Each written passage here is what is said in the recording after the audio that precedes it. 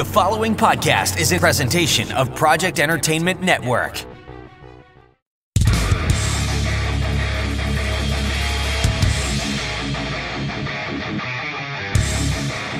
Don't be scared now, but it looks like you just wandered straight into U-Mind country. That's U-Mind, short for unaffiliated mind games, and you ain't never gonna be the same again. Brace yourself. It's time for a red-hot truth injection. Oh yeah! That's right, bitch. We're rounding up the sheeple and shaking them awake. U-Mind? Too damn bad. We're gonna set fire to the wool over your eyes. Feel the burn, baby. Hot damn. We're toppling the lies of the lamestream media, one by one. Woo-wee. Watch them bad boys fall. Hey, Universe A. This is Universe B calling, and we're gonna tear you a new one. You mind?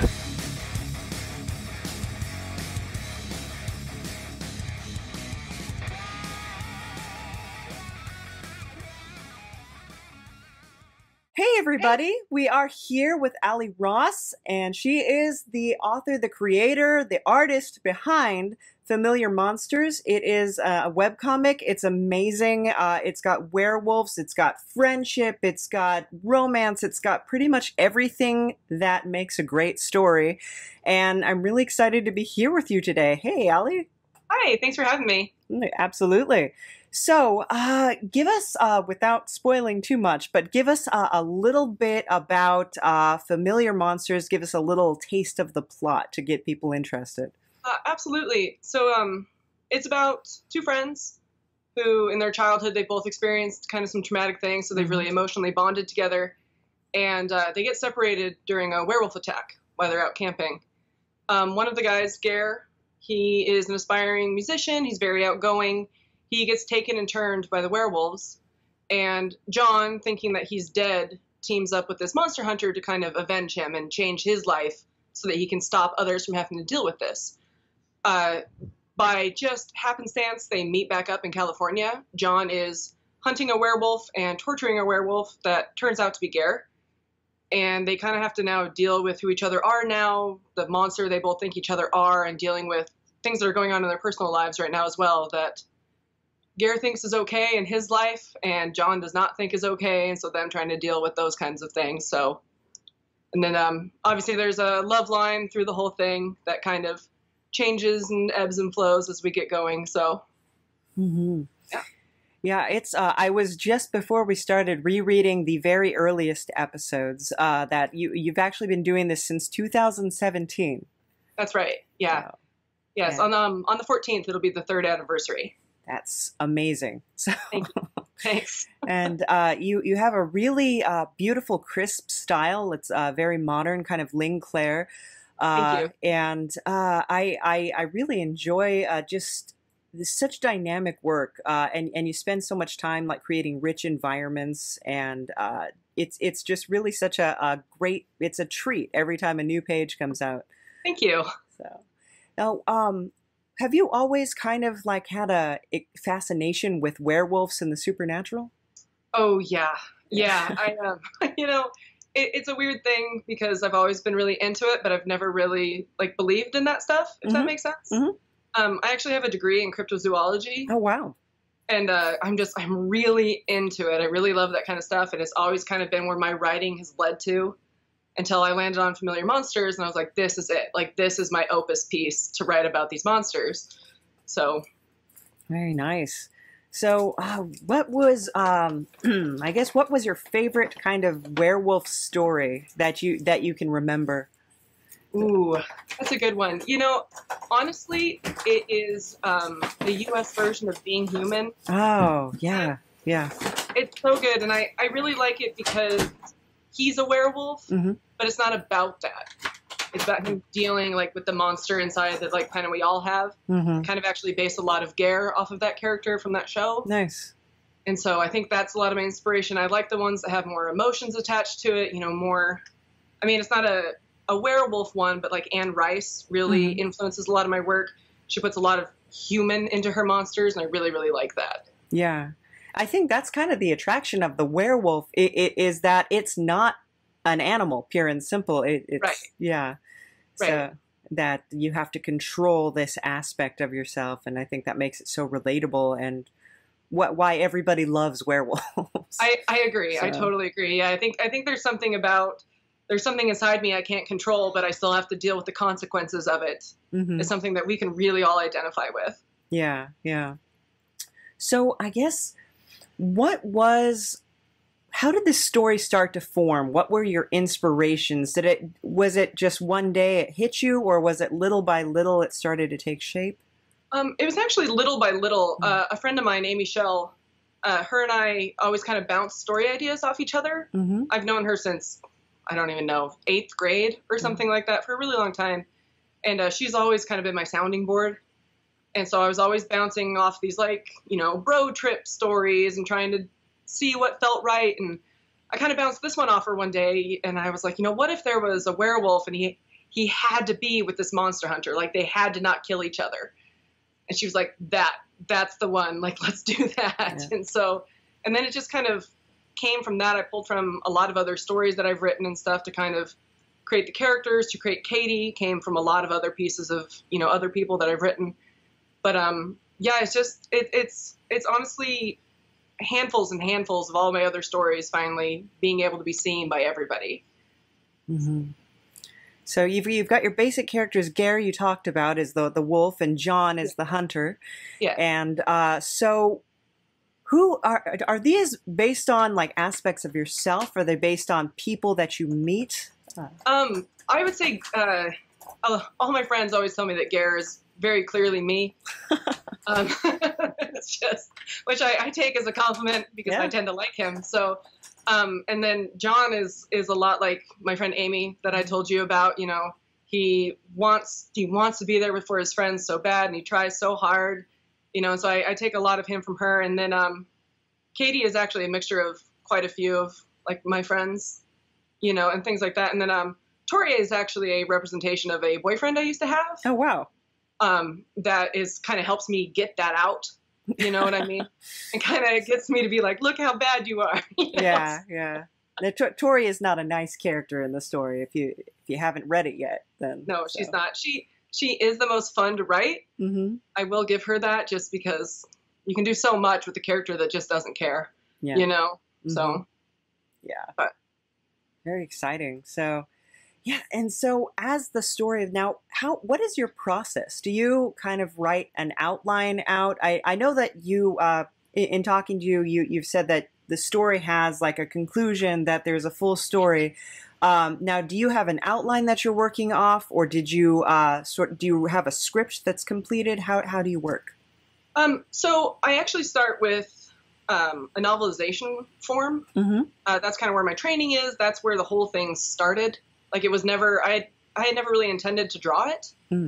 And that just kind of came up, and then I started doing that. And so there's actually, like, a full novelization form of the entire story that hopefully when the whole thing comes out, a graphic novel will come out and the novel will come out. Yeah. So you can kind of pick which kind of medium that you want to enjoy the story from.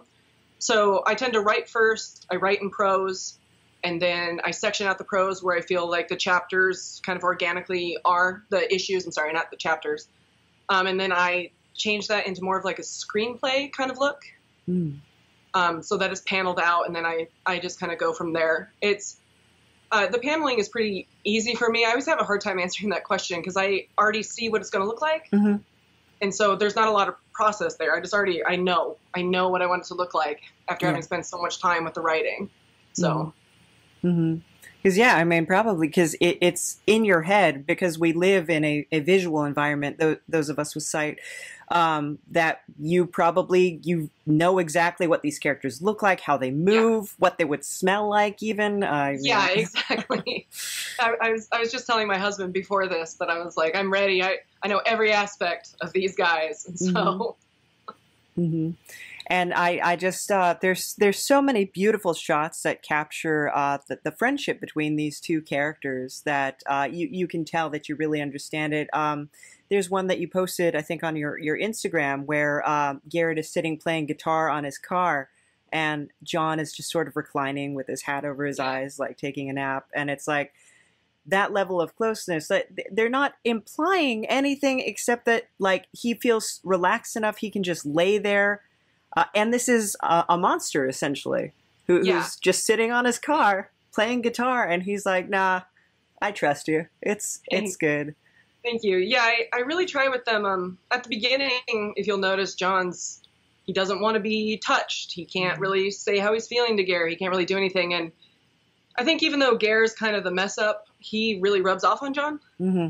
So that now we are at that point where John is comfortable and John is reaching out for the hug first. And John is kind of, opening up to this person that's always been his friend. It's just taken him a little bit longer to be able to get to that point. And I'm glad that you picked up on that, because that's something that's really important to me in the comic. Yeah. It's, to know that you can be close with just a friend like this. Mm-hmm. You can be guys and be close like with friends like this. Like, I feel like that's a really important element that I like to try and get across. Yeah. I think it's an important element too, because I think so much, whenever there's a coupling of any kind in a film or something like that, they can't just be friends. They have to take it to that next level, whether it's male, female, male, male. We can't just be friends. And it's like friendship in and of itself is a very meaningful relationship. Not everything is sex. Absolutely. I feel like friendship can be more of a commitment than any other relationship in our lives. Yeah. And that was one of the things while I was deciding when I was writing this, if they were going to be actual brothers or not. Initially, they were going to be. Right.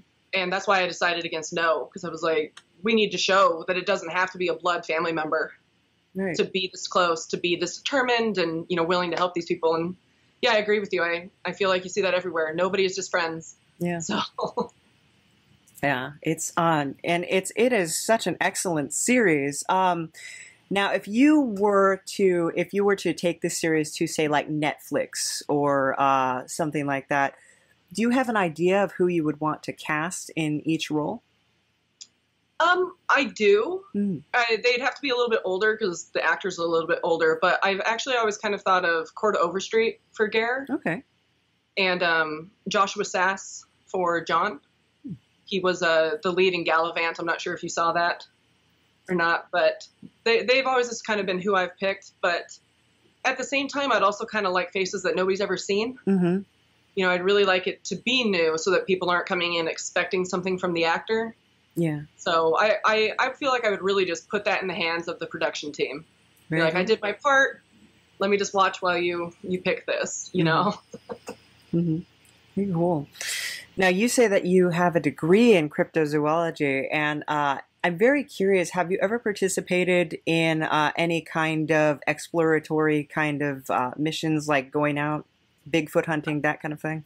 A little bit. I actually went to New Orleans with my aunt a few years ago, and she's amazing. She's a really cool person, and she was very willing to go on some like monster tours, like monster hunting things and like ghost things in New Orleans.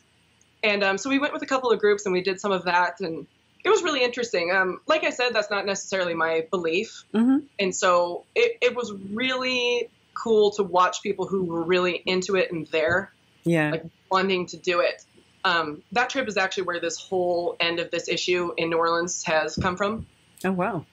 A lot of those things that happened just recently in the pages where Gare instigates the fight with that smoker. We actually saw that happen in New Orleans when I was there with my aunt. And so, that city in particular, just because it's so haunted and it has such like a rich history of those kinds of things, I really felt like needed to be in it and be a big part of it. So. Yeah. It's so for those of you who haven't read it yet, there is a big, right now we're hanging on this big altercation that's going on in the bar, and where is that going to go? And it's very fun. And now when you find your cutoff for your page, do you intentionally kind of leave it so that people are like, oh, please tell me what happens next, and or is it just Absolutely. how it goes? Yeah. Yeah, no, I definitely do. I'm pretty guilty of that. I've been called out by a few readers, but I like it. It's feeding to have people be like, wait, why are you doing this? Yeah. Let us give us more. So yeah, I definitely do intend for it to end that way. Very cool. So, Yeah. Now you obviously you're talking about your aunt and going on this trip and everything, and it seems like you must have a very supportive family that is Yeah, behind you and I wants to do. see this succeed. Can you tell me about Yeah. some of the people who have been integral in helping you get this off the ground? Well, first and foremost, my husband. Hmm. He's in the Navy, and so he is working just nonstop all the time. And the second he gets home, he's, on our kid, he's doing the chores, he's doing stuff so that I can continue to work and get this done. And that's just been the main help. I couldn't do it without him. And as I said, my friend Amy, a friend of mine, Paige, she pre-reads every page. She tells me the absolute truth about this is working, this is not, what she likes, what she wants to see. And that's exceptionally helpful. And like you said, my family's very supportive. And, again, especially my Aunt Shirley, because I know it's not necessarily her genre, but I feel that she's put work into finding out about the genre so that she can be a part of this and be so integral and supportive in it. And so it's been really awesome having such a nice team around me, willing to do so much when I'm only giving them 3 pages a week. Yeah. Yeah. Very cool. Now, in other interpretations of werewolves that you've seen in film or read in literature, what are some aspects that you like and aspects that you dislike that we're never going to see in Familiar Monsters? Well, as far as the aspects that I dislike, would be the changing at will, which I'm not saying that we wouldn't see that in Familiar Monsters. However, it may come across a little differently than we've seen in shows where they can do that, like True Blood, where he can just pop it on and off. One of the things I really liked that was, as far as I can remember, I've only really seen in Hemlock Grove, is the human coming out from the inside of the wolf. And so instead of them morphing and changing, the human skin is literally just coming off and the wolf is coming from the inside. And I thought that, I was like, that is cool. We don't really see that. That's always been my intent with Gare. And then, especially at the beginning, since I literally started drawing, when I started drawing this, was like the first thing I'd ever drawn, my skill set wasn't quite there yet to show that. And so I'm excited as we get closer to seeing him do some more transformations and stuff, again, being able to actually show that that's the transformation that I want. And beyond that, I feel like he follows a lot of other werewolf tropes. He gets a little PMSy around the moon. I feel like I kind of want him to follow in those tropes so he can be more identifiable with people that's why they're there. Yeah. I think that's incredibly interesting that you say that you were not an artist before this series.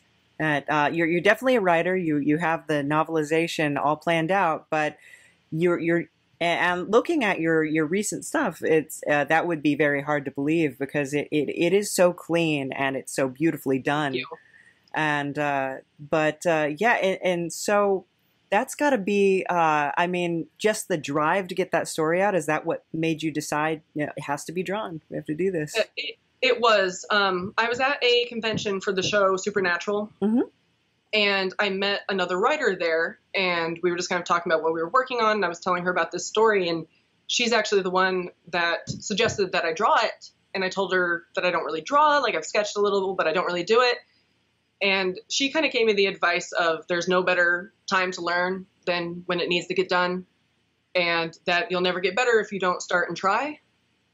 And so I was like, oh, okay, like, absolutely, and sitting down and drawing for 10 to 14 hours a day really like sets that skill into your brain. So, but yeah, I get very happy looking back at the progression. Like I look back at some of those first issues and I'm like, ooh, this needs to be reworked. But, yeah.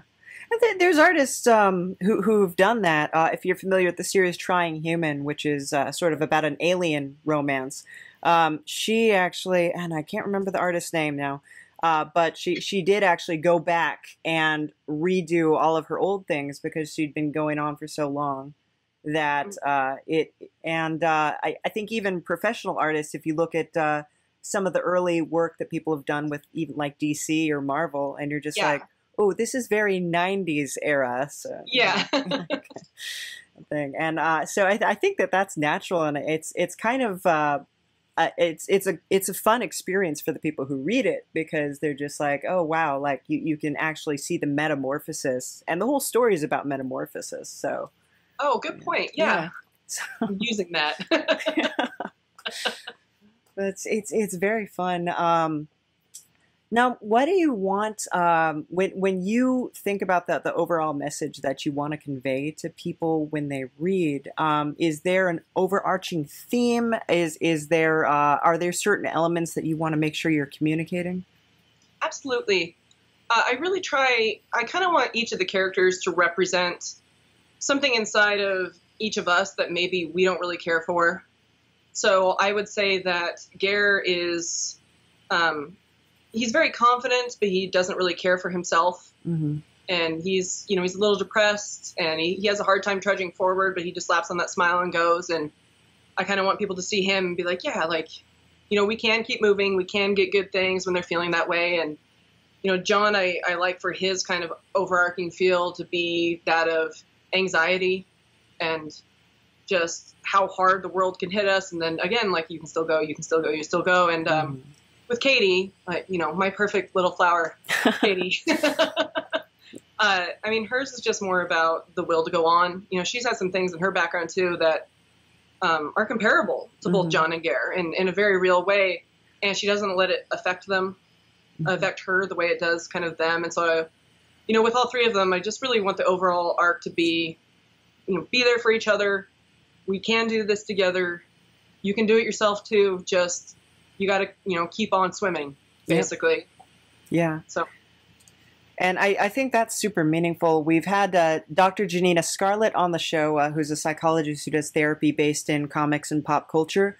And one of the things that we had kind of talked about was that all of these characters we love, like any pop culture character you can think of, they're all dealing with, the good ones anyway, they're all dealing with a trauma that they have to fight against. And absolutely. That's why we love them, is because we ourselves are, we're experiencing it internally. Other people aren't seeing it, but we're having to deal with this constant turmoil of emotions all the time. Yeah. And you don't get to get rid of the things that happened in your past. Those memories always haunt you. So right, that stuff's going to be there. Yeah. We're always coping. Yeah, I absolutely agree. And yeah, just you're gonna have to deal with this stuff eventually. And look what happens when you don't deal. And so, especially right now, kind of the theme of issue 10, without trying to give too many spoilers for people who haven't read it, but sometimes those things that are inside us bubble up and they show on the outside over and over and over again, and we can't stop them and we don't know what to do about it. And instead of resisting it, maybe you need to embrace it just a little bit so that you can become who you're going to be now. Yeah. Things are going to change and you're going to change, and you need to be able to deal with it. And I think that's kind of one of the important things that you get with the series, is that you are not who you were in your past. Absolutely. That you become something else, and that it's okay to embrace that something else that you've become. Yes. And the people who can accept you for that change are the people who stay with you, and the people who can't, well. Yeah. So I'm very curious to talk about, is it okay to talk about your degree in cryptozoology? Absolutely. I am just, I love it. It's something that I've been into my whole life. When I was in college, I followed around a bunch of people and did interview with people who were involved with alien abduction and stuff like that. Cool. Because I think it's so interesting. And like you said, it's not necessarily your hard, fast belief that this is something, but you want to know, like, what goes on, like what is so intriguing. Yeah. And so was that something when you got into college, were you just like, yes, cryptozoology major, or? So I actually, when I first went to college, I have a degree in creative writing. Okay. And I actually just finished my cryptozoology degree earlier this year. Okay. I did it online. It's something I've always kind of been wanting to do, but I always kind of stayed back because I was like, what are you going to use this for? What are you going to do with this? And then I finally try to listen to myself about, people are changing and And I was like, just go get it. And so I sought it out, and I kind of divided up my time between working on the comic and working on this degree and to get it. And you know, I'm not sure what I'm going to do with it, but I'm glad I have it. And especially when Familiar Monsters is done, my next few pieces that I plan to be working on are very monster centric as well. And I can already feel the degree influencing those stories. Mm-hmm. So I think it will be helpful in my writing as things come up.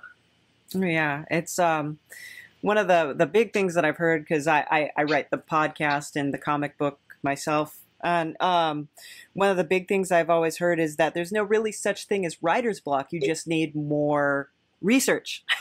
Yeah, I like that. Yeah.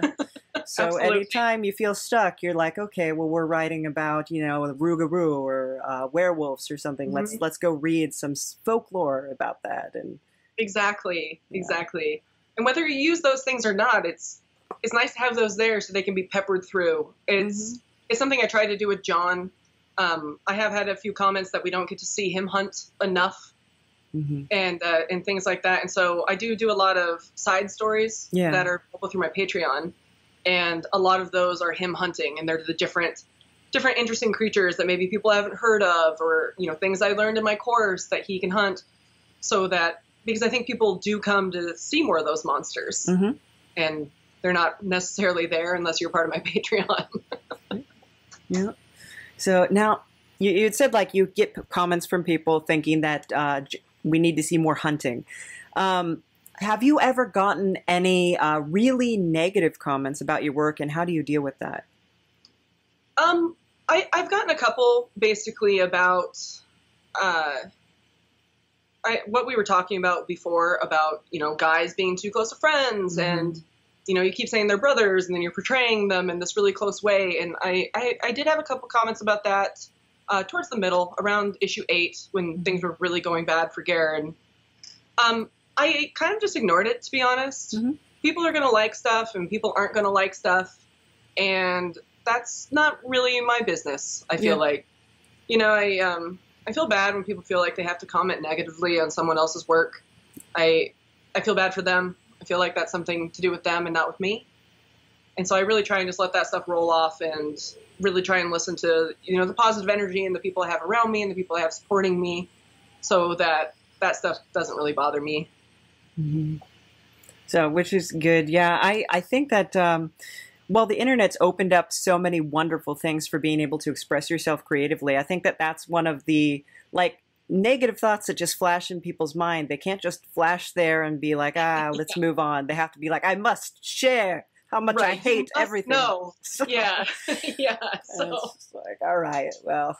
But I think that's like what you're saying, is that it's something within themselves. Like, why is this what you want attention for?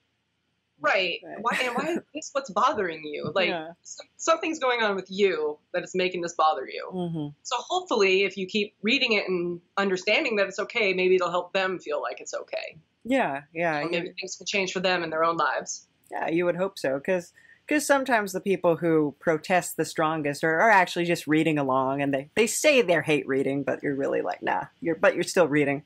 So. Right. You need something from this, and I hope you're getting it. Yeah. So, which is very cool. So, now the hunting aspect, John being a hunter. Now, he doesn't just hunt werewolves. We've also seen him hunt other species as well. And was that inspired, was there any folkloric or real life organizations that you based that kind of that structure for the hunters on? Nothing as important as folklore or real life things. He's actually more of, from, again, the show Supernatural.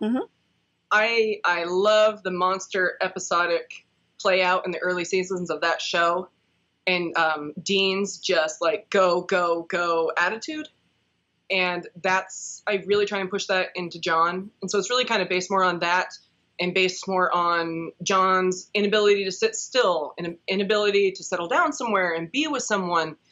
And up until, of course, when he meets Gare, when he stays in California with him, this is the longest he's stayed anywhere.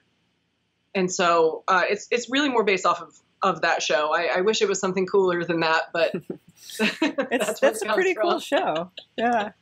So, I think that, honestly, I really do appreciate that show because it is modern day folklore. It's sharing the stories of the past in the same way that we used to do through word of mouth, and reappropriating them into something new.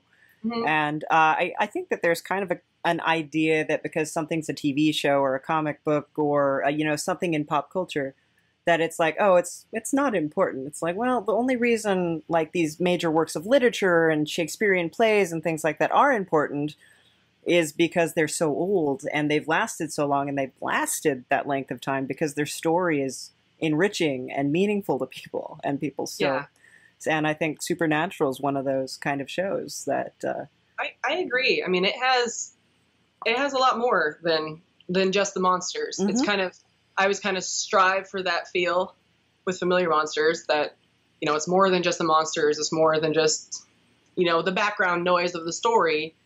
Then it's actually about these, two people, really. Mm-hmm. Yeah. Very cool. Now, how can people support the I guess, do you just call it a webcomic? Do you call it a story, a series? For right now, it's a webcomic until the whole thing comes out, and then the main goal is for it to be a graphic novel in the end. So, and as far as supporting it, I do have a Patreon. It is attached to my website, which is www.familiar-monsters.com. Mm-hmm. Also on that website, a Etsy store is coming up soon. It probably won't go live until October because I'm going to be a vendor in the Horrorgasm convention then. And so I'm kind of saving the shop for that so that it's all kind of con first items. Mm-hmm. And then beyond that, honestly, just reading, commenting, liking things. I think sometimes when you're working in digital arts and especially web comics and things like that, and especially when you're in lockdown during quarantine, you're kind of just arting into the void. Yeah. And it's hard to know if are people reading it? Are they responding to it? What are they liking? And so I would say the biggest and just easiest, most simple way to support is, hey, that's cool. Liked this page. Those kinds of things are, I value those a lot more than the Patreon or anything else. Mm-hmm. And you have a little bell in the corner of your page that you can subscribe as well. So when the new episodes come out. So yes. Yeah. And they're every Monday, Wednesday, Friday. Mm-hmm. A lot of times I do page dumps for different kinds of things. I do one for Free Comic Book Day. I do one on Gare's birthday. In the winter, starting on Occult Day in November, I do a page a day up through Three Kings Day. That must be rough. Wow. I have to get really ahead. So I usually run like 10 to 25 pages ahead. Mm-hmm. Just in case something comes up and I have to, travel for a family emergency or anything like that. Or sometimes I just get antsy and I need the story to get out there, so I create these reasons to dump the pages. So, and like on the anniversary in 2 weeks, there will be a fairly massive page dump to celebrate the third year. So it's pretty exciting. Yeah. Yeah. So if people aren't caught up, they need to get caught up because there will be a lot more to read in a couple of weeks. Yes. Very cool. Very exciting. Oh, so that's something definitely to look forward to. And everybody, if you're not familiar with the series yet, get on familiar-monsters.com and start reading up because everything's there. It's right there for you. So you can get involved. And really looking forward to the merch and everything like that. So is it T-shirts, stickers? Do you have? I'm going to have some stickers. I'm going to have prints. The PDFs for issues 1 through 10 are going to be available for purchase so that you can own them in your own format. There's going to be bottle openers, stickers, pins, sticky notepads. Cool. Just some kind of things to use around your desk, kinds of things. So, guitar picks. Oh, that's perfect. Yes. Yeah. Very cool. All right. Thank you so much for being with us today. And is there any kind of message that you want to leave with our listeners or people who are aspiring comic book artists, writers, cryptozoologists? I would just say, just do it. If it's something you want to do, do it. And I understand the worry of it's not going to look right or people aren't going to like it. And nobody has a chance to like it if you don't do it. True. So just do it. And if they don't like it, but you like it, then it's done the correct way. Absolutely. Thank you so much, Allie. It was amazing to have you on the show. Thank you for having me. I really appreciate it. All right. Take care. Bye. Have a good one. Bye. Special thanks to Allie Ross, the creator of Familiar Monsters. It's a webcomic you gotta check out. You can go to Facebook at Familiar Monsters or Instagram at Full Moon Garrick. And you can also check out their website, familiar-monsters.com. All links will be in the description below. And you know what else you can do? Say thank you to Savage C. Walnar, our legendary announcer, because they make this show what it is, honestly. And thank you to Ethan Meixsell, the composer of Demilitarized Zone, the You Mind theme song.